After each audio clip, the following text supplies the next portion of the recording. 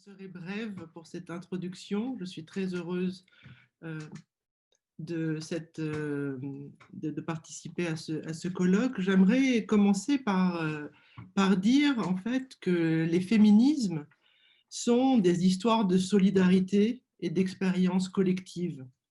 S'engager dans la pédagogie selon une méthodologie féministe transforme les façons d'enseigner et les façons d'apprendre. Cette méthodologie féministe autorise des narrativités entre les générations, des liens, des transmissions. Elle ouvre aussi à des formes de spatialisation élargie où cette transmission des savoirs liés à l'art, à sa pratique, à son histoire et sa théorie sont articulées autour d'une expérience où la parole est énoncée. La parole, c'est celle de l'enseignante, de l'artiste, de l'élève. Et cette parole est aussi pensée comme étant circulaire. Elle dépasse les angles droits. L'espace de la classe devient lui-même le lieu d'une transmission qui s'adosse à la transgression. Et je citerai pour cela la position féministe de Bell Hooks dans son livre Teaching to Transgress, Education as the Practice of Freedom, où précisément elle énonce une intention pédagogique qui permet de dépasser toutes ces limites.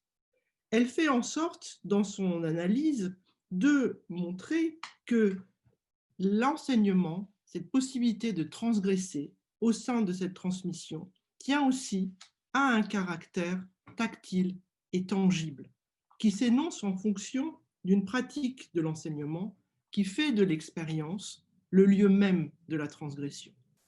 Alors, dans ce premier panel intitulé Enseigner et apprendre, comme Déborah Lax vient de l'annoncer, les différentes personnes qui prendront la parole vont permettre de créer, comme toutes les personnes dans le colloque, un certain nombre de constellations.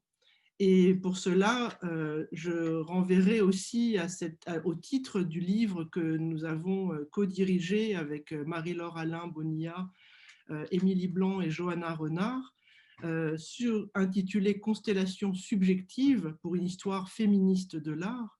Et il me semble que le colloque qui commence cet après-midi est aussi un moyen de revisiter, grâce aux artistes, avec les artistes au cœur de la réflexion, ces possibilités de transmission génération après génération.